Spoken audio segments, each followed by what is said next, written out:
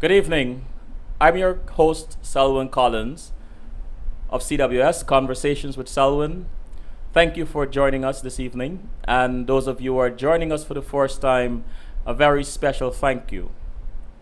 I'm especially happy to be here tonight because I have one of the gems of our soil, a woman who is known for her musical adeptness or musical skills. She's a musicologist.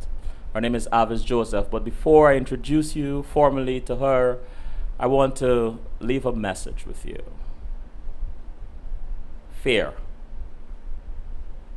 I think I spoke about this either last week or the week before, but it is important for us to conquer fears. Fear impacts us and impacts society in so many different ways.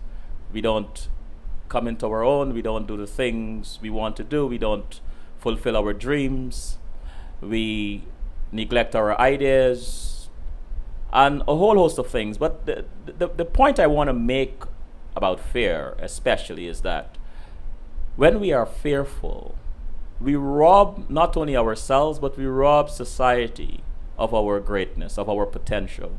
Imagine you looking at this screen tonight. If the person who invented it succumbed to fear and had not pursued this, what would have happened? The electric bulb, the telephone, your cell phone, and recently, Facebook, and countless other inventions. Imagine what fear would have prevented us from experiencing. So I say to you tonight, let us take out a moratorium on fear. Let us fight fear wherever it is. If you see someone doing something that is extraordinary and others are trying to discourage them, try to encourage the person who is working on fulfilling their dreams or their ideas. It is very important for us to encourage each other because fear is destructive. Anyway, I think I've said enough on fear, and so I'll take a break, and when I return, I'll introduce you to Avis Joseph.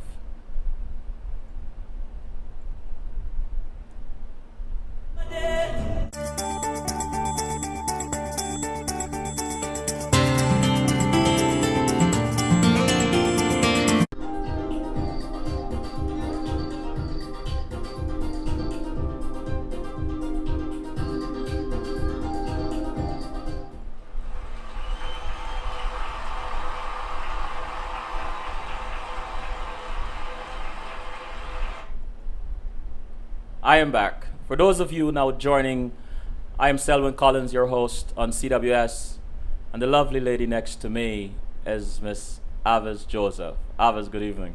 Good evening, Selwyn. Good to be here. Thank you. How are you tonight? Oh, going like Beep Beep the Roadrunner, but doing fine. You what? You could be the Roadrunner? Going like Beep Beep the Roadrunner. Oh, Beep Beep the Roadrunner. Good. Well, thanks for coming. Thanks for coming. You're welcome. I want to get right into it. I have a lot of questions for you, and I am anticipating a very, very interesting, very informative conversation. Quite a few of your students have indicated that they're excited to see you here tonight, so I want to do them justice. And so I start with Avis Joseph, the musicologist, educated at the Bishop's High School, Georgetown, the Royal School of Music, London, and the University of the West Indies. Avis Joseph is an associate of the Royal School of Music and music teacher and choir director of many churches in the New York area. Her subject areas are music education, violin, piano, clarinet, steel pan, saxophone, guitar, vocal music, rudiments and theory of music. Wonderful. So I start with, what's your strongest memory of your childhood? Oh, well, there are several aspects. first of all, Mm-hmm. having to grow up being the last of the siblings Mm-hmm. and having to strive to do whatever my brothers did, and even better, I wasn't allowed to flunk. Mm. But they set a good stage for me, and with the nurturing from my mother and my grandmother, um, I guess that's what helped to shape me. Mm-hmm.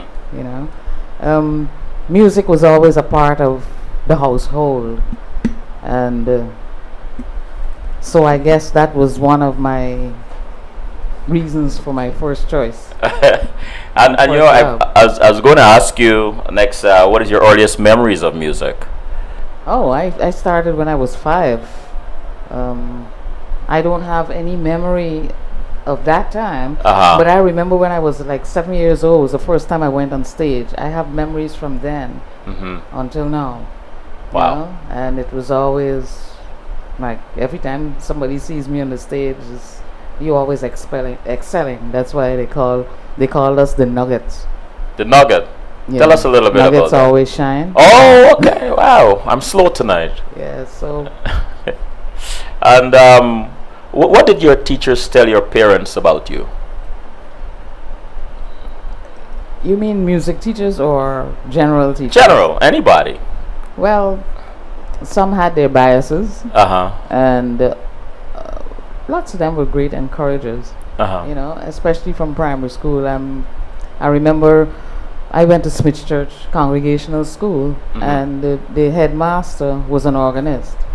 And I would always remember that every time we went over to church, he would say to me, "One of these days you're going to play this thing," you know.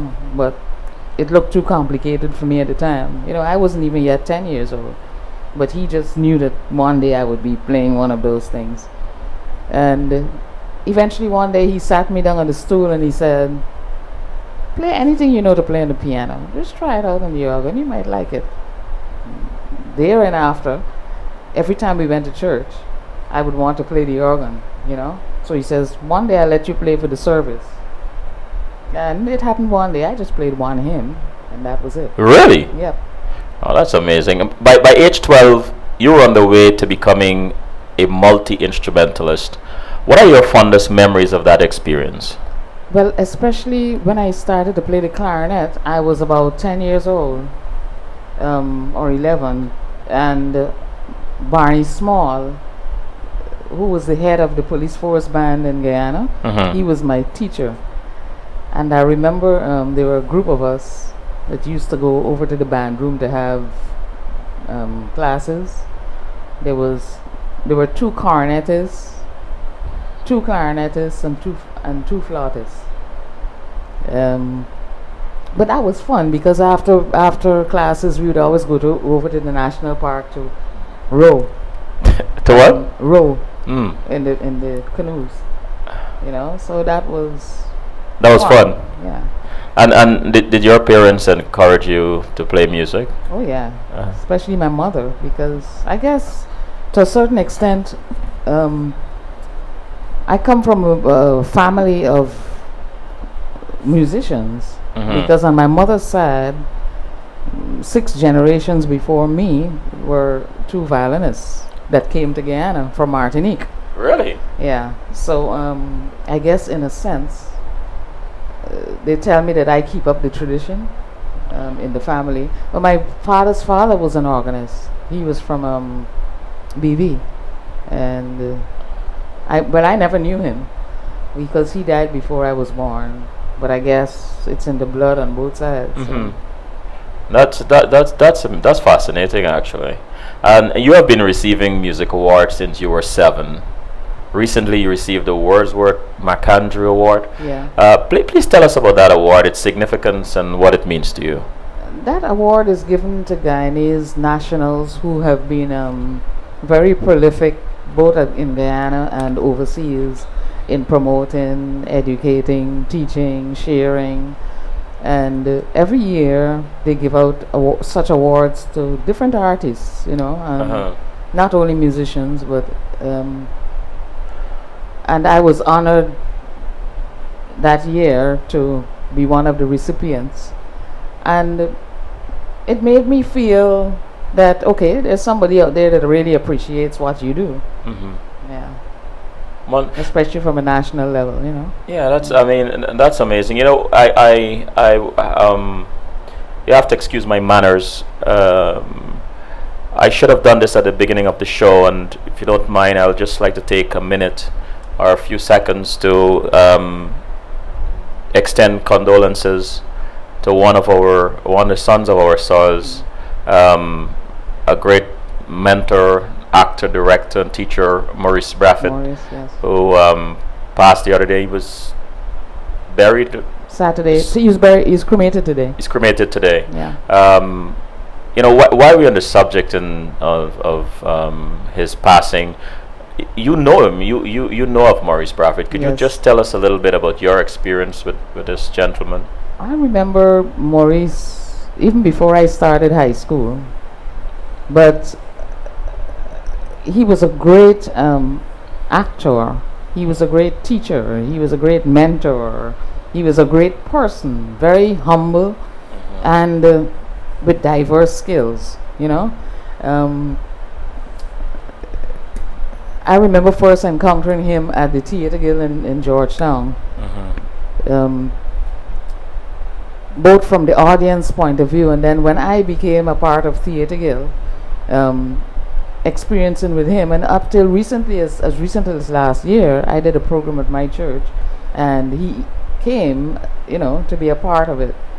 So we go way back, and he was a wonderful person, a wonderful spirit. Yeah. Yeah. And in terms of the arts, how much of an impact is this? How much of a loss is this to us as the Guyanese community? Well, especially recently, he has been doing a lot of work with the Guyana Cultural Association, Yes. and their summer programs. In fact, he just wrote a script for the summer program, the drama aspect of it, which is going to be done in another couple of weeks, you know. But he was not able to live out his time to be able to see it, you know, come true to fruition. I think this is the first script he did for them. I remember that's where I met him, Yeah. actually, at one of the summer programs, Yeah.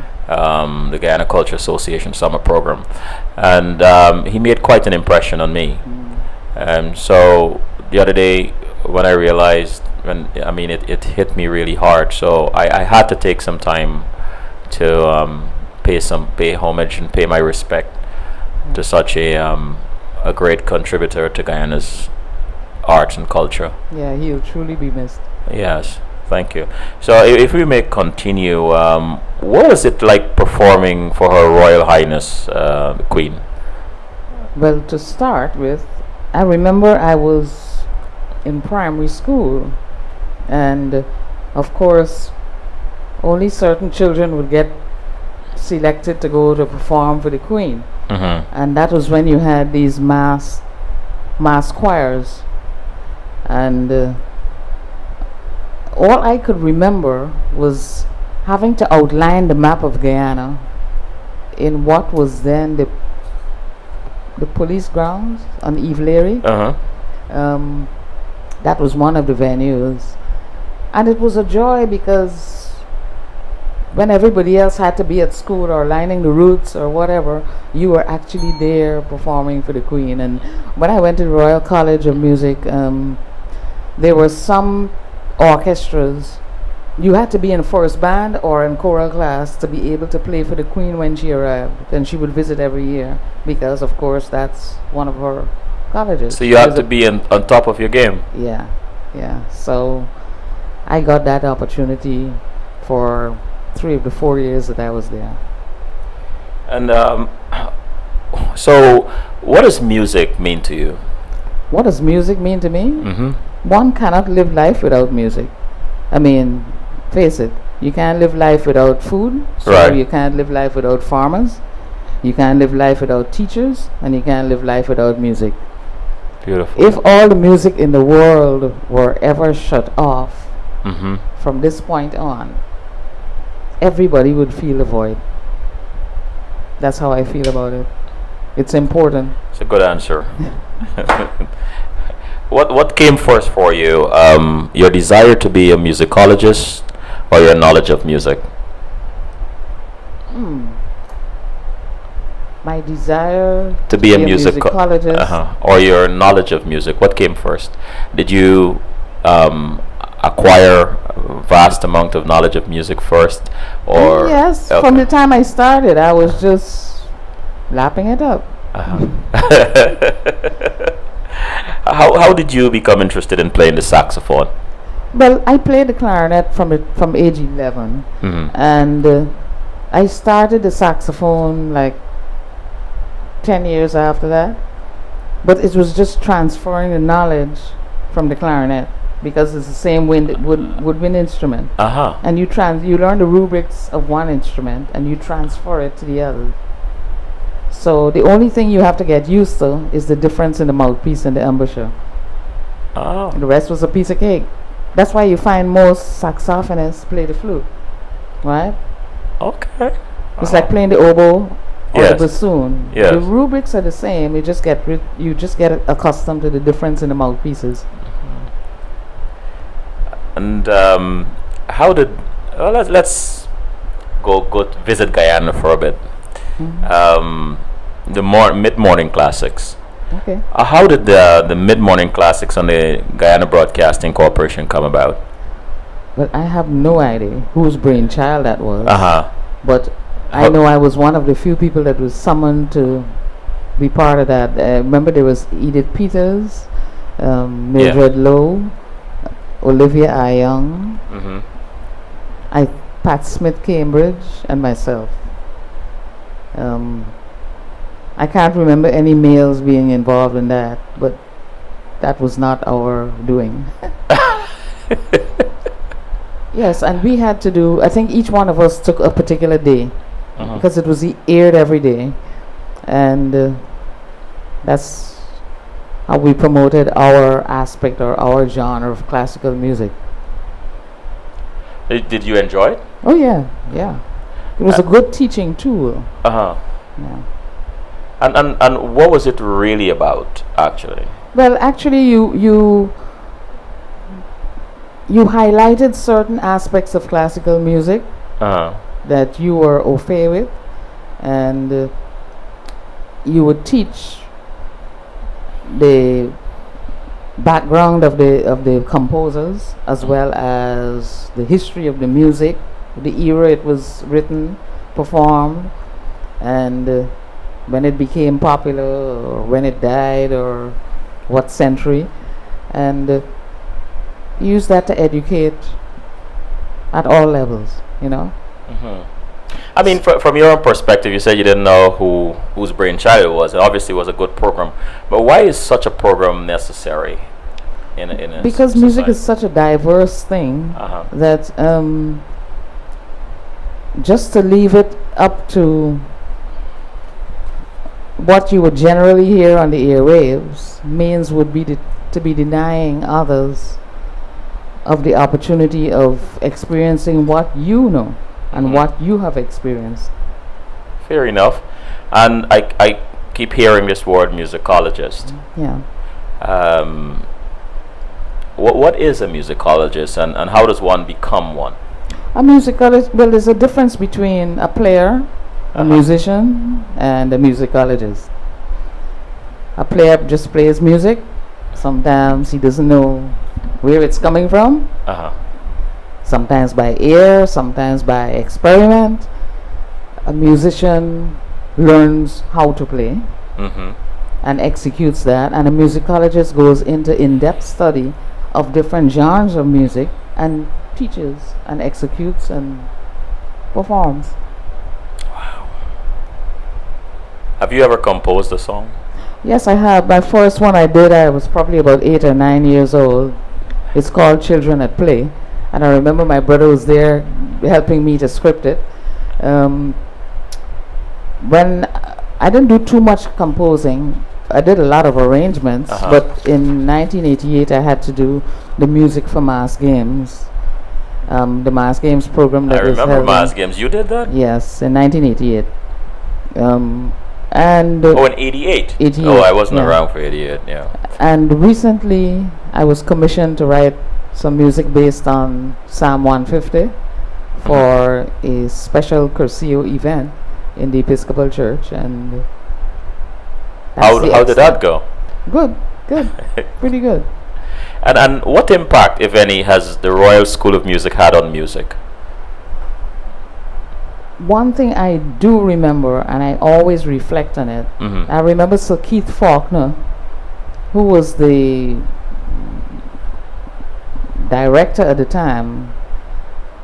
Before I left, when I went in there was another director, but Sir Keith Faulkner lectured to us at the beginning of the year, and he said,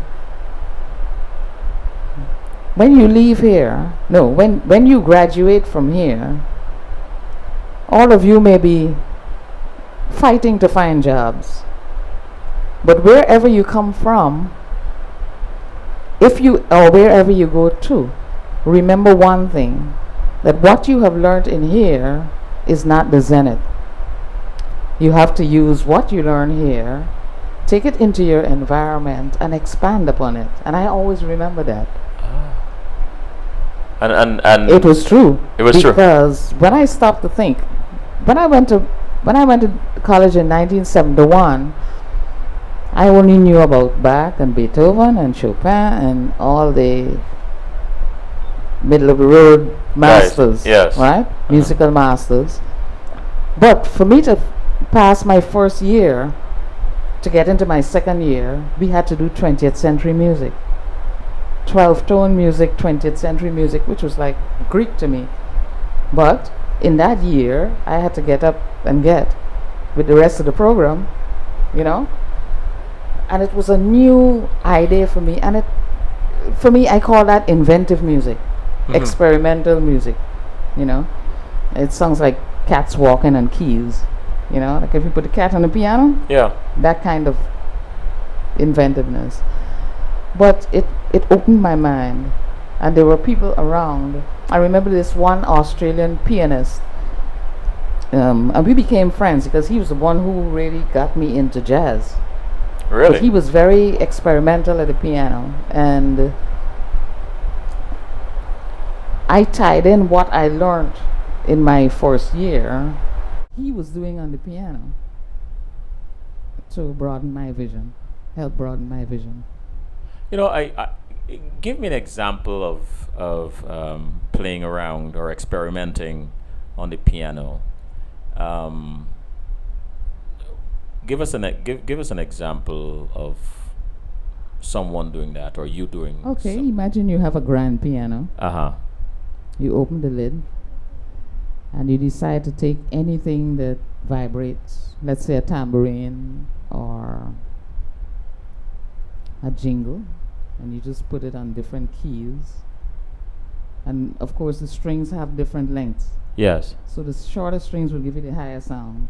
So you put a certain type of vibration on one set of strings, and the bass strings vibrate more. Right. So you might want to put like a tambourine down there, and then you experiment with the type of songs that you get out of there. You might want to try it one day. Is that so? Yeah, and use different materials, and I think that's the type of creativity that came out of Schoenberg and those people. So you create sounds. You create sounds with whatever you have around.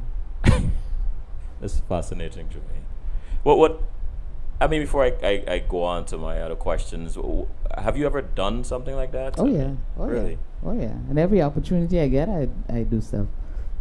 And sometimes you play your regular music, right? Be it a hymn, be it a whatever, and you just try using different materials in there to hear what kind of sound you get. One day I'll record some of it. I hope so. I think that is important for us to have snippets or have something of your genius. I think that is important. And I am so enthralled with this that I want to spend some more time on it because I'm fascinated with that. Here you have all this information, all this training, all this understanding, but at the same time, that did not sort of restrain or constrain your creativity. Oh no. You are eager to create music or create sound with things around you. And is that fascinating to you as well? Of course, when I first went back to Guyana, there was a program called OCOD, Overseas Cooperation um, for Development or something like that. But it was a teachers training program, um, and I was one of the co-tutors. And I remember my first stint, I got them to get bamboo, Mm-hmm. and we would take the corks, the caps from the drink bottles, Yeah. the soda bottles, and put nails in them, um, and attach them to the bamboo. So when you dance with the bamboo pole, you get these jingles, and that was. I like that.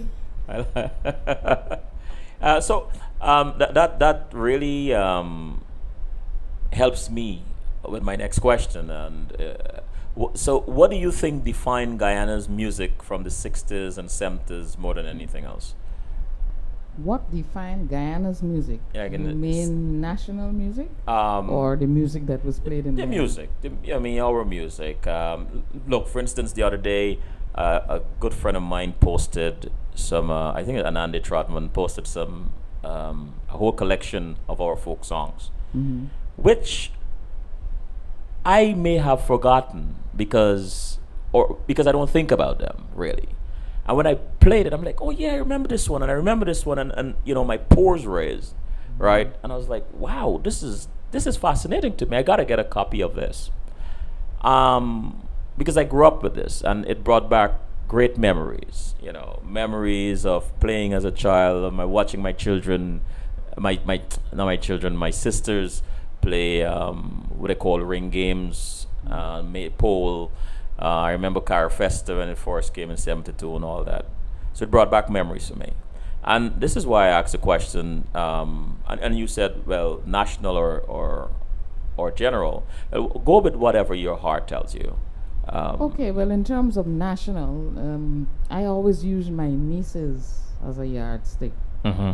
because I think that now the generations coming up, when it comes to national music, and we were unique when it came to national music in terms of the West Indies, Really? because I don't think that there's another country in the West Indies that has national songs per se.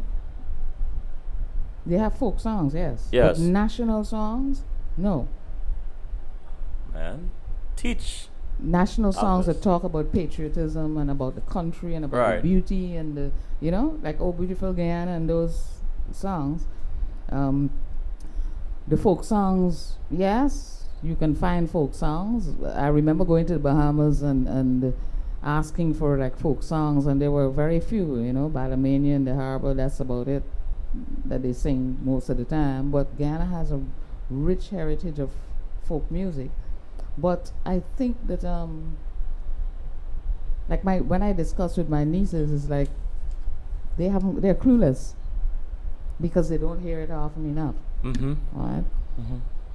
I know there's certain areas where people try to maintain that kind of forum, even here overseas. But like you said, you forget about those things because you don't hear them, you don't get to use them. Exactly. And some people actually would like to forget that they're Guyanese.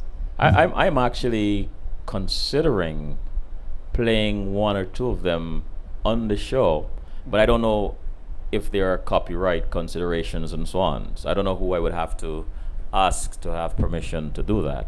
But I'm actually considering, playing some of those same songs during my breaks on CWS, because who knows which young person might be listening, and it might be their first introduction to it, and for us adults it might be a reminder.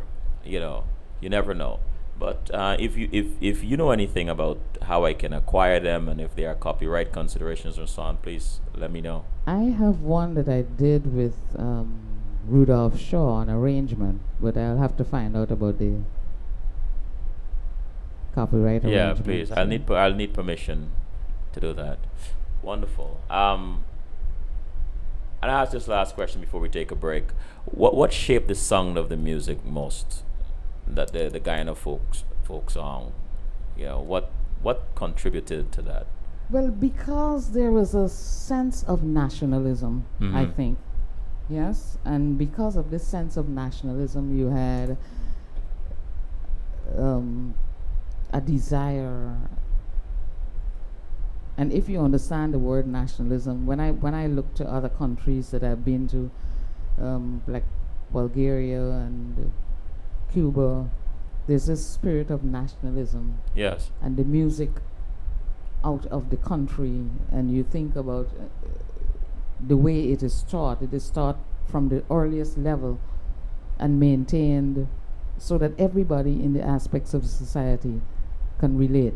Mm-hmm. You know, the songs may not always speak about the same things, Mm-hmm. but they embrace every aspect of life in the country.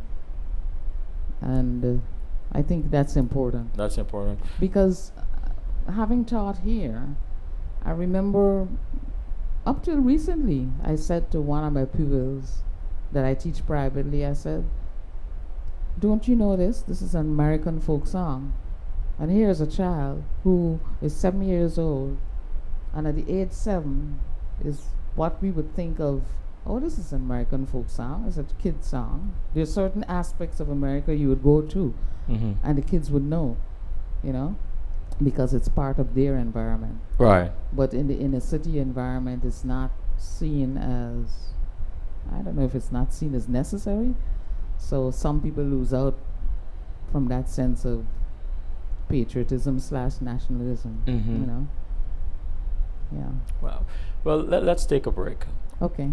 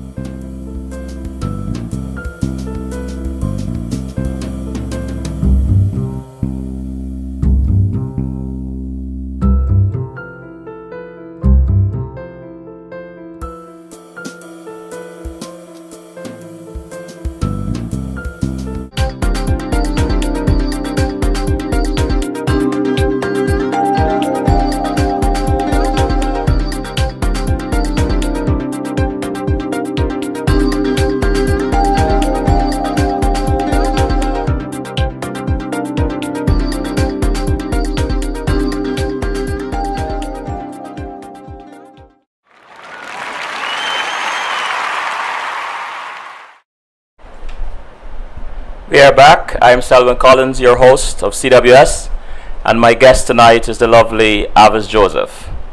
Avis, let me go to the chat room for a second. Kim asked, "Do you still play all those instruments?" Oh yes, more often than not. Um, the steel band is one thing that I have kind of left by the wayside, but the clarinet and the saxophone and the piano and the guitar and the violin and these days the organ, because I'm an organist and choir director. Mm-hmm. Yes, I still actively play. And Kim asked again, "Do you still teach?" Oh yeah, just finished doing a class before I came Before in you here. came here. Yeah. And DSSCB said, "Lovely arrangement. I'm enjoying this segment." Thank you. And well, we are glad you chose music over banking and math. Which of the two will you choose if you had a choice? Which of, math or banking? It's hard to separate the two, but I wanted to be a math teacher. Right. And then I was given an opportunity to do go into a banking career with Chase Manhattan, and I was at the same time I got the music scholarship. I had a serious choice to make, and I said, okay, I will do the banking, and then because I had a year in which to take up the music scholarship, when the year is up for the banking, I will just go and do the music. But then I stopped and I thought about it, and my mother said to me, I'm not going to make that choice for you. That's your decision. And she said, just pray about it, think about it. And after a couple of days, I said, if I take up this one scholarship, I would be wasting that opportunity for somebody else who can use that year if I switch over to music afterwards. So I just decided to go with music. And while I was doing the music, I actually was going to banking classes, but I could not do the banking exams unless I was employed by a bank, and that's the stipulation for the board. So eventually I just went to the classes just for the knowledge, and eventually left that by the wayside, and still continued my music. You've traveled extensively with music, for music. Yep. And how long did you spend in Bulgaria and Pyongyang? Bulgaria, I think it was two weeks. 2 weeks. Pyongyang, I think it was 1 week. Okay. 1 week of performances, but I got sick on the program, so I think the seafood got to me. So the actual night of the big performance with playing for the president, I missed that because I was on the doctor's orders. But the experience of, it was like a mini Carrie Festa. Really? Yeah. I was going to ask you what were the experiences like. Yeah. So I loved all of those festivals, like in Cuba, and the World Festival for Youth and Students in 78, and Carrie Festa 79, Carrie Festa 72, Bulgaria. And what is fascinating, in Pyongyang I actually went to the Children's Palace, and you notice all these children who are like 4 and 5 and 6, below the age of 10, doing some phenomenal things because they are groomed from early, which is something the Western society could learn from. But some aspects of the Western society are learning from it, But in Bulgaria, the Russian kids composing and performing their compositions. Really? They're 11, 12, 13 years old. Yeah. What would something like that do for Guyana? Well, it will help to broaden the cultural experiences, one, and vision, artistic vision, two. And they just need the environment, the nurturing, and the opportunity to do it. If all would see the same vision. What was it like to speak with musicians who were living and playing music in Havana? Well, I had a great experience of meeting Chuchu Valdez. Is that so? Yeah. And it was, music is such an important part of their life. And I am talking about Cubans naturally, even on the street, and they just live music. But Spanish people on the whole. But it was a great experience for me. And one thing remains at the back of my mind: trumpeters. The greatest trumpeters I've ever heard were Cuban trumpeters. Really? And when you hear Spanish music and the decibels of those trumpets, and you wonder how it is they can produce such, it's different from hearing the militia band at home or the army band.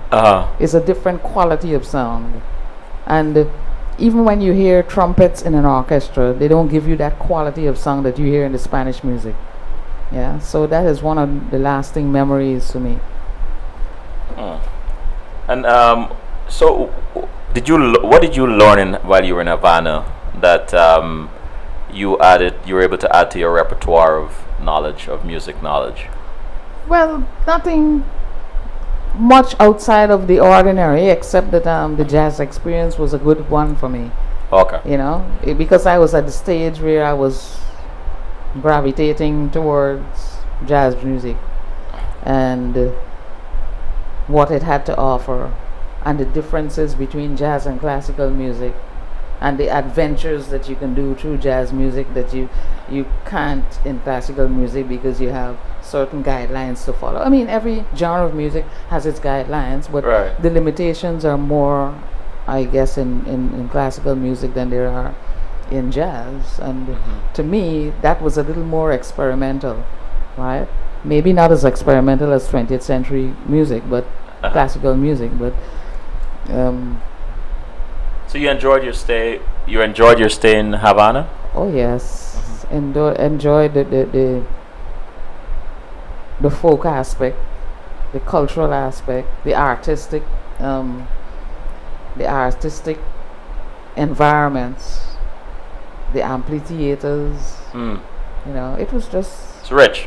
yeah, it was Rich. just a good time for me. And how did the social and cultural climate of the 60s and 70s in Guyana affect its music?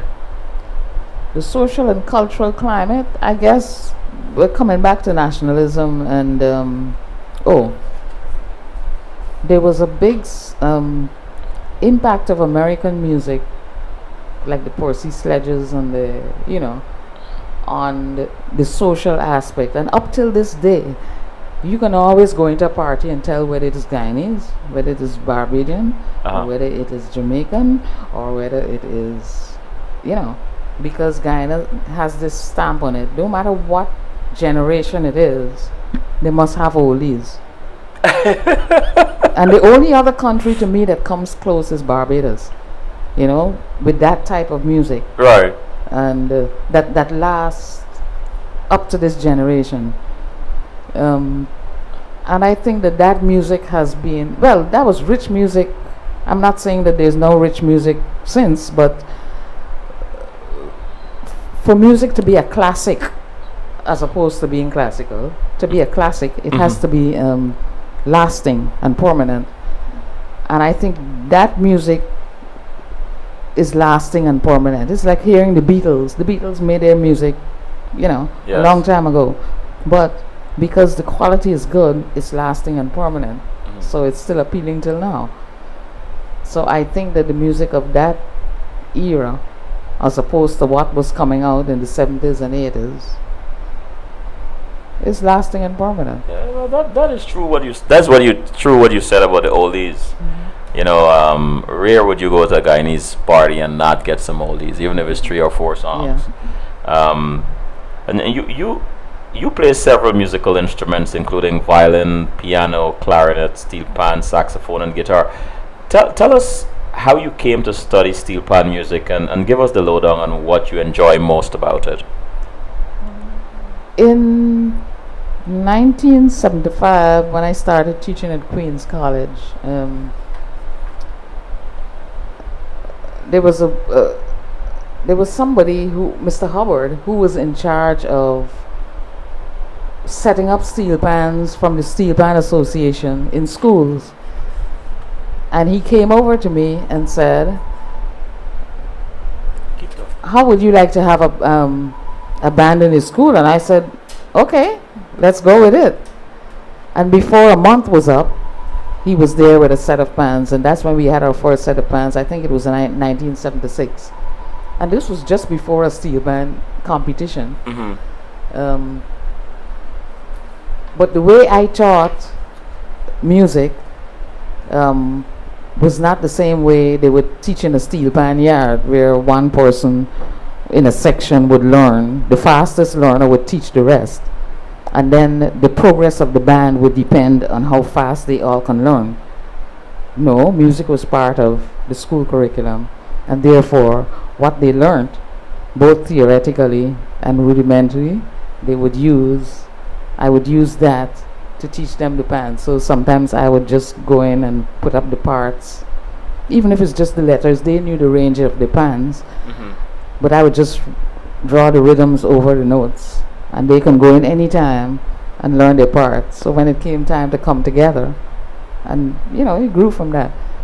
And in the class itself, some would be doing pan, some would be doing recorders, some would be doing strings, and make it diverse because everybody must have a choice.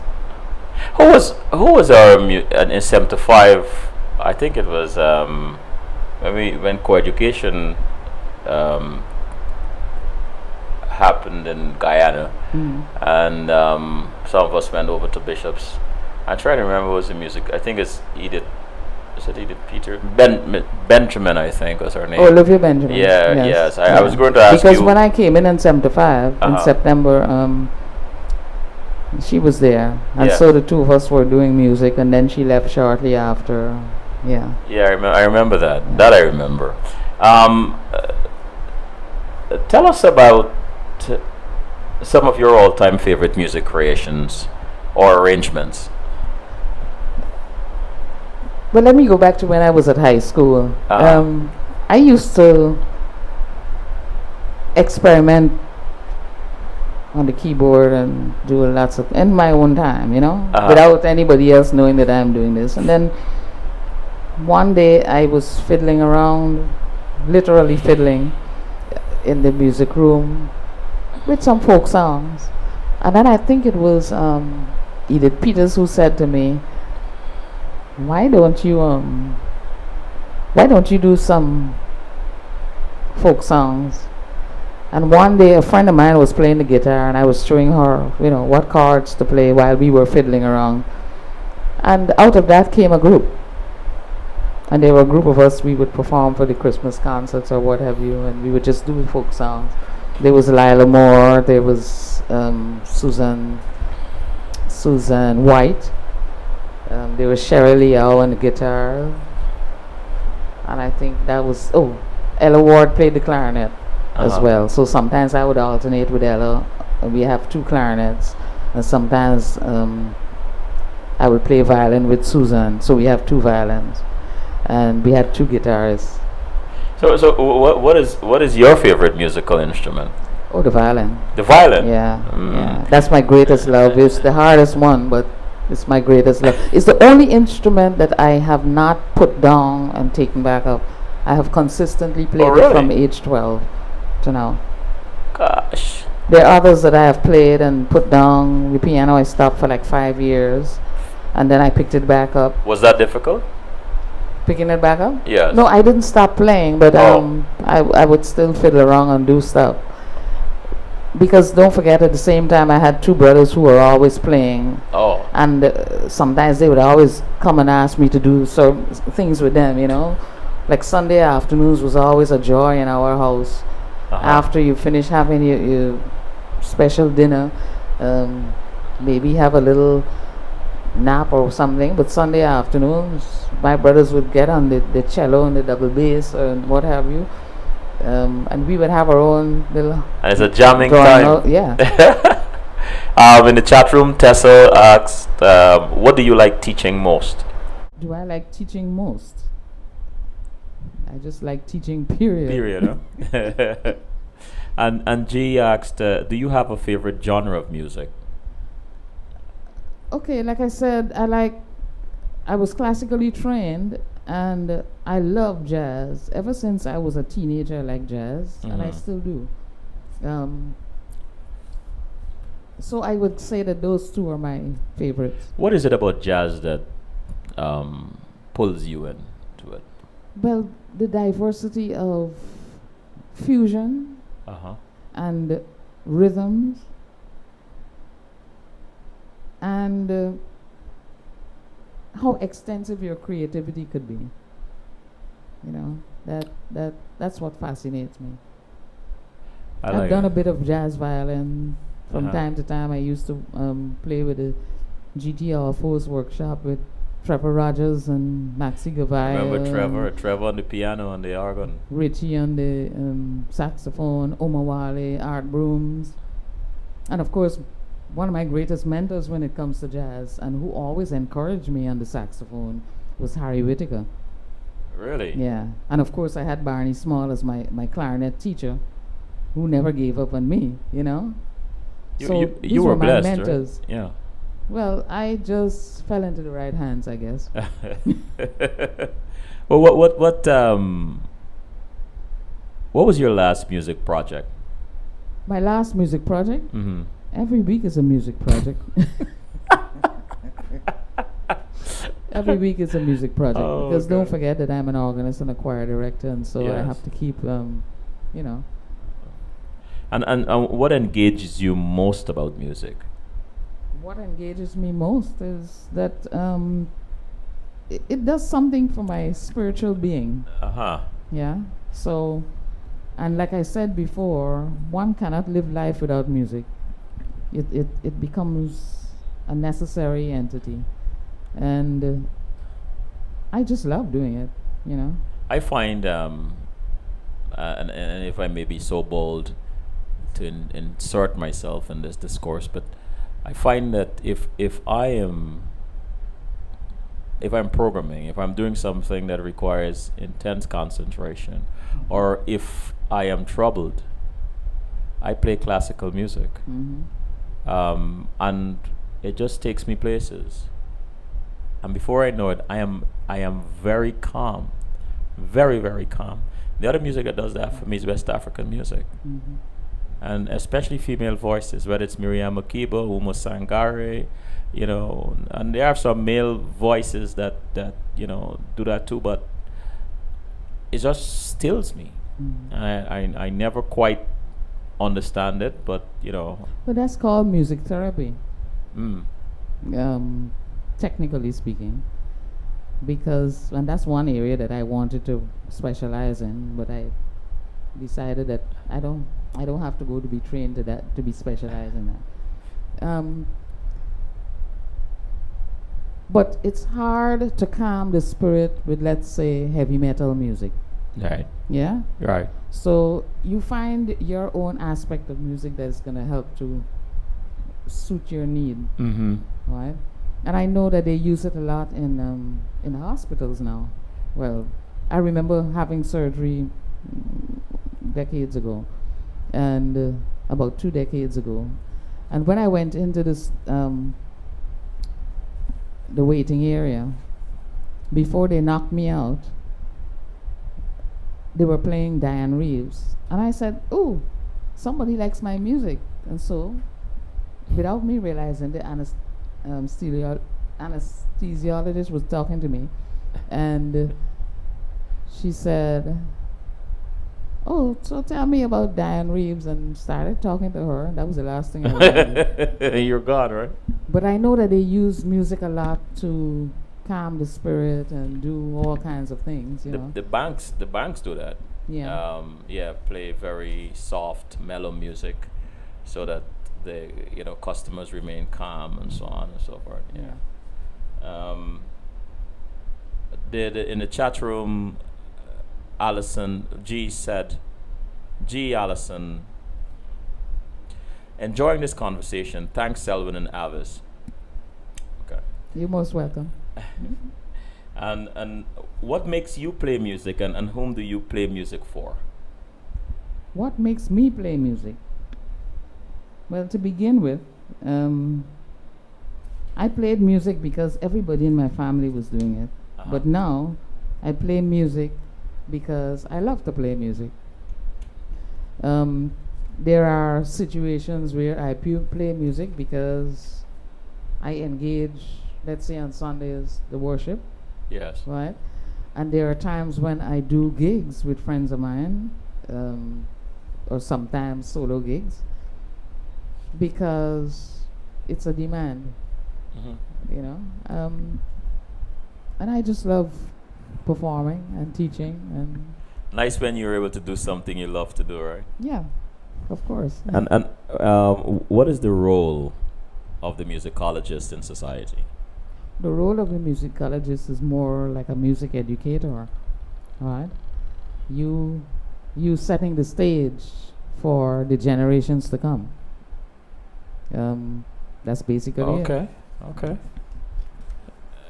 And apart from being aware Uh-huh. of the changes, because music, like education and life, there are always new things happening, and you have to keep abreast with what's happening. I understand. And what's the most what's the most fun part of being a musicologist? Well, you get a chance to experience other people who are experiencing the same vision as you, Uh-huh. as well as when you are nurturing and teaching, you get a chance to see the fruit of your products. Mm-hmm. So I can safely say that I have seen over the decades people whose lives I've touched become me. Well, I mean, I remember when I posted your ad, there were a couple of people who made comments. George Lamb, who was a QC Yeah. alum, said that you really made an impact on his life. You jammed together or something like Yep. that. Yeah. And then there's Courtney Noel, who was on the show Oh yeah, several weeks Courtney the ago. drummer. Courtney said you really, really made an impact on him musically. So you touched a lot of people, Avis, and continue to touch a lot of people. Um, what is the hardest part about being a musicologist?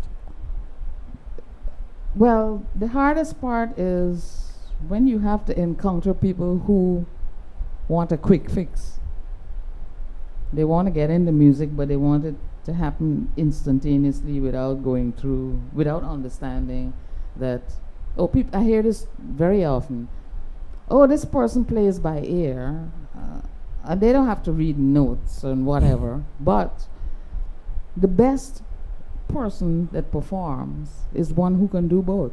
Oh. It's no good engaging in rote reading Right. if you're not engaging the ear. You only engage in the eye, but you need to engage both. Uh-huh. Because any type of learning, if you don't engage both, it's futility. Is what? Exercise in futility. Okay. And have you ever played a piece that you don't like, that you didn't like? Oh yeah, in life you have to do things that you don't like, but it's like taking medicine. Yeah. You know, the medicine doesn't taste good, but it's good for you. True. True. Very true. And what advice will you give to a young person thinking of becoming a musicologist? Music is a diverse field, and don't get bogged down into isms and schisms in terms of what will make you, which area of music will make you a better musician or musicologist. You choose your field and you choose your genre, and you just go for the best in whatever you have to do in that genre. I think we should take a quick break. Okay.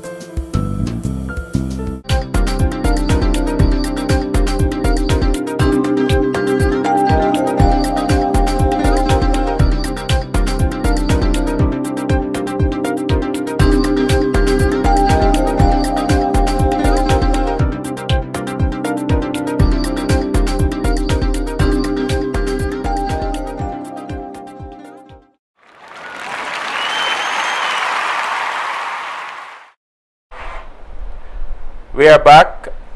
I'm Selwyn Collins, your host of CWS, and my guest, the lovely Avis Joseph. Avis, how are you holding up so far? Okay, very good. Very. I know you're a little bit sleepy, right? So we closed off with what advice you would give a young person thinking of becoming a musicologist. What advice do you have for music teachers in connecting with youth? Okay, from my experience, it's one thing to be able to get into music education, and music education, taking it broadly, means that you have got to embrace what is happening culturally from the grassroots level to like from the unknown to the known. So in order to execute what is classic as opposed to classical, Yes. to let them experience what is diverse and classic in most genres of music. You have got to embrace what is happening culturally too, and know how to bridge the gap. And Sometimes it's very difficult because we get bogged down into some areas of music are more important than others, which is not necessarily true.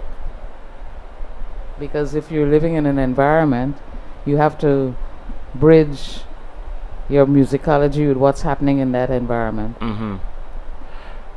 what is more important to you, the piece of music or the way it is executed or played?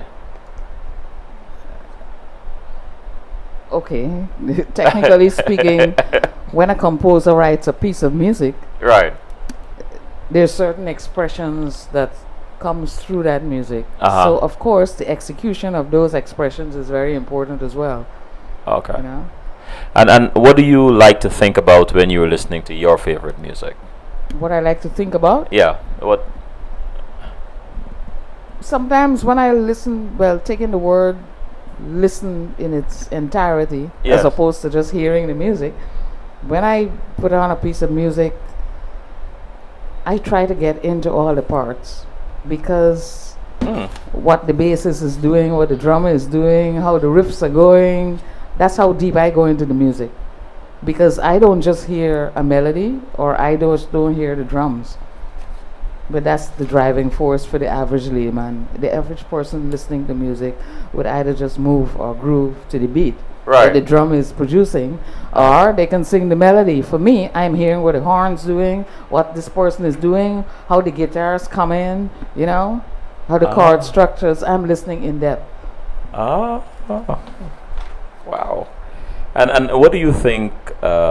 What do you think about music being important for providing emotional balance and comfort? Oh, definitely. I mean, I teach that at grade 8, my grade 8 students.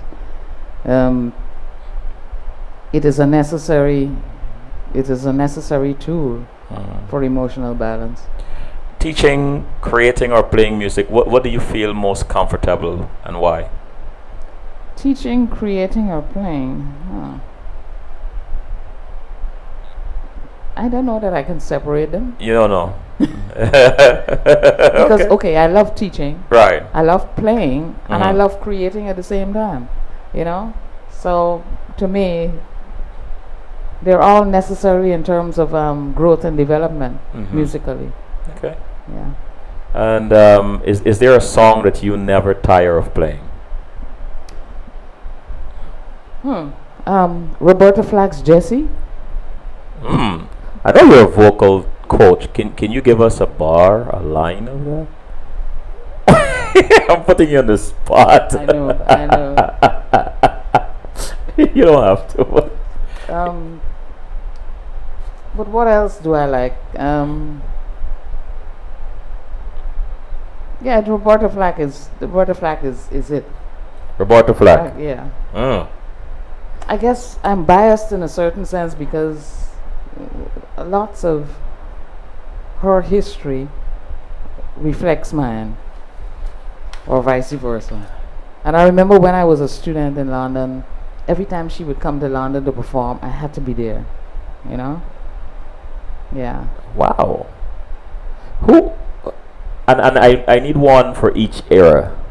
Who's your favorite musician of each period, right? 50s, 60s, Oh 70s, dear. and I'll go 80s, even though that's when we had a lot of disco and all that. But 50s, 60s, 70s, and 80s. I like the 50s popular musician, I guess. Um, no, 50s. That's when I was born. I would say Percy Sledge. Percy.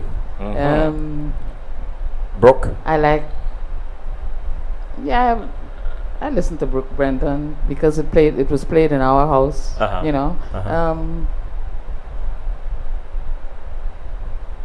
I like Sarah Vaughan. Sarah. I like Roberta Flack. I love Roberta Flack too. There's Billy Preston, Uh huh. and of course I must go on the classical side. I love Yehudi Menuhin. Who? Yehudi Menuhin. He's a great violinist from the Middle East. 80s. I like Elton John. Elton. Yeah, Yeah. yeah. Uh huh. Um, Okay. but of course, I love the modernists like Quincy Jones. Yes. Yes. Al Jarreau I love Yes. because they're good technicians and great Uh-huh. creative minds, What you thought? visionaries. What you thought of the guy that was very popular to us in the 70s, George Benson? Yes, he did some creative stuff. Some- He's not. He's to not me, a Quincy he's and not Al a, he's Jarreau. not an Al Jarreau for Right. me. You Right. know. Yes, Al Jarreau is amazing. Yep. Amazing. But of course, I like Stevie Wonder, who Uh-huh. was different from those guys. You know. What makes But him is different? great technician What makes him so different? because his music is very technical. Yeah. Stevie. Yeah. Yeah. Yeah. You know, you listen to his compositions, listen to the lyrics, and listen to the musical creativity. If you listen in depth, like I do, you know. it's technical. Yeah. Wow, I'm learning something here tonight. Stevie, one of my favorites too. I'm gonna do something quickly because time is on us. Okay. I'll take a. Let me not break. Let me just play this song. I think it's your arrangement or composition. Composition. Let's see if we can. It's the fourth song. Oh, it's only one. Okay.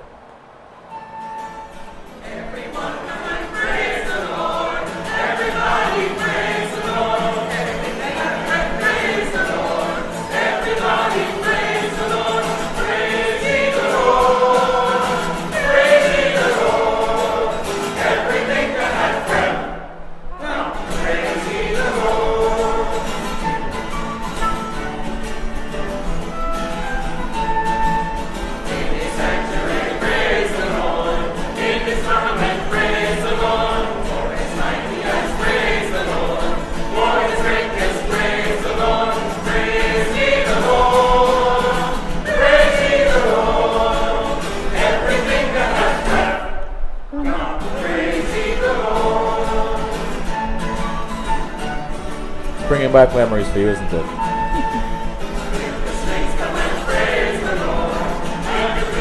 I remember when we did this we did this recording in a church in Islip. Where? Church in Islip. Yeah. Wow. Why did you infuse the steel pan into it? Tell us about it. Actually, it's a flute. It's a flute. Flute. Yeah, my friend was playing the flute.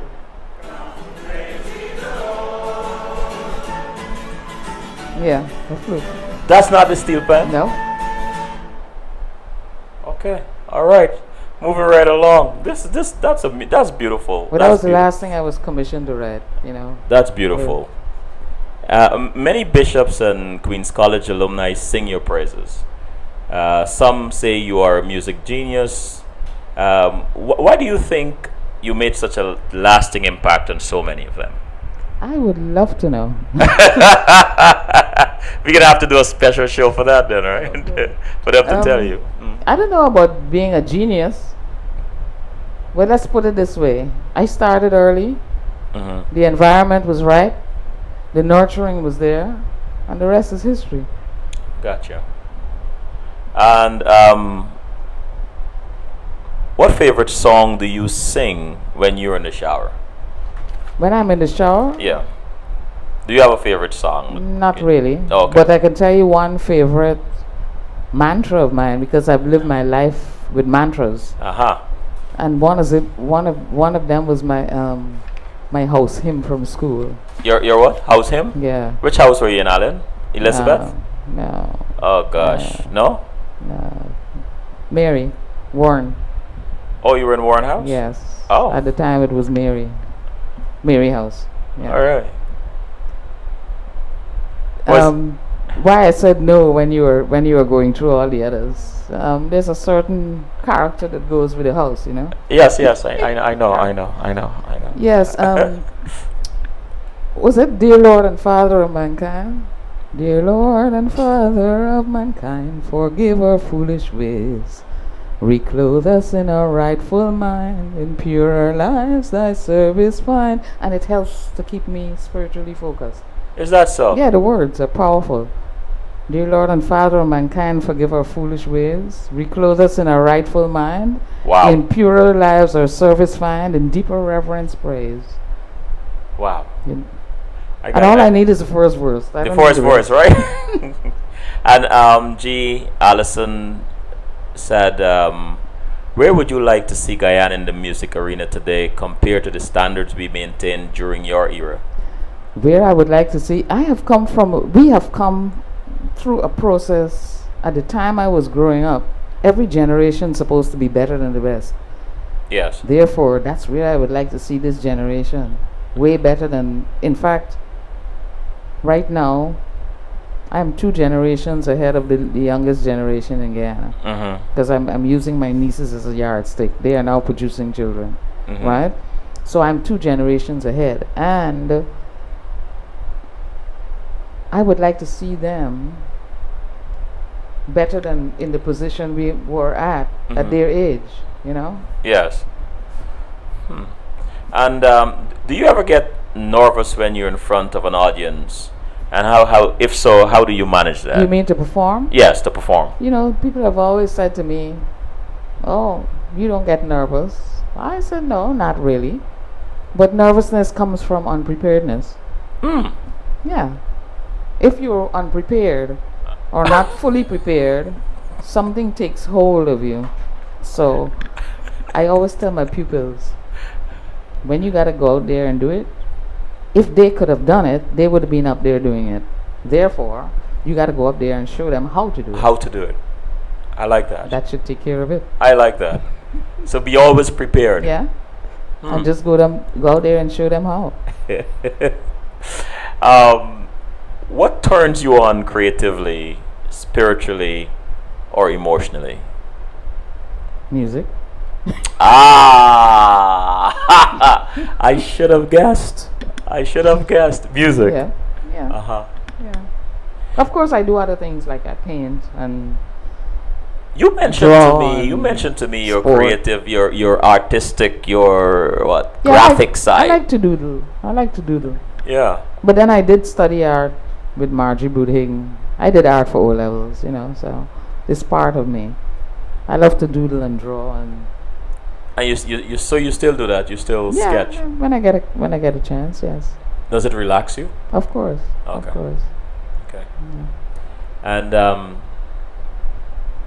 what profession would you not like to do? Would I not like to do? Yeah. That's an interesting question. Yeah. Because everything you put your mind to, you can achieve and do. Oh, is there a What profession would that I you wouldn't not want like to to do? do? Uh-huh.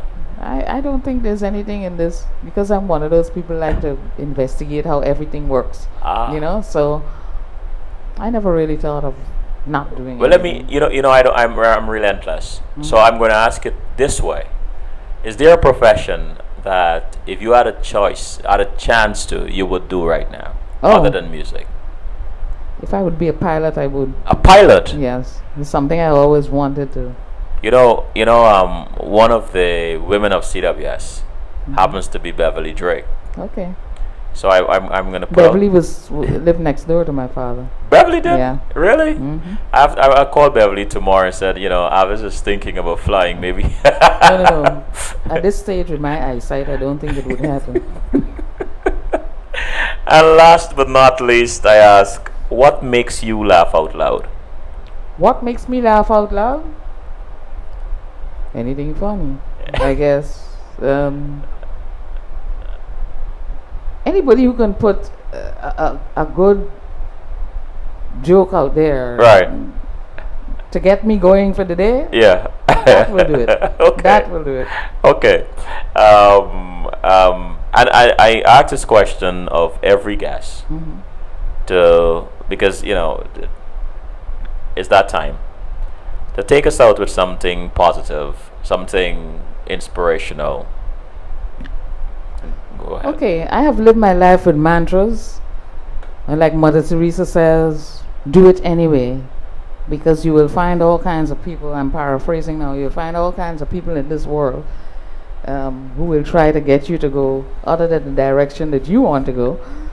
But from my high school mantra, which comes straight out of the Bible, Ecclesiastes 9:10, Uh-huh. whatever your hand finds to do, do it with your might. Do it all the because way. when you die tomorrow, you have no power in the grave.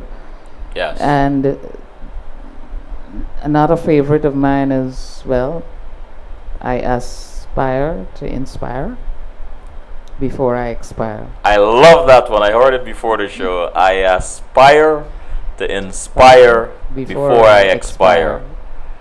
Avis, it was such an honor to have you here tonight. I enjoyed our conversation. I learned a lot, and somehow I feel that at the time didn't do us justice. But you're now one of our family members. You're now a woman of CWS, so Thank you. I would love for you to come back at another time and Okay, sure, we can arrange that. continue this conversation. I enjoyed your piece. One of the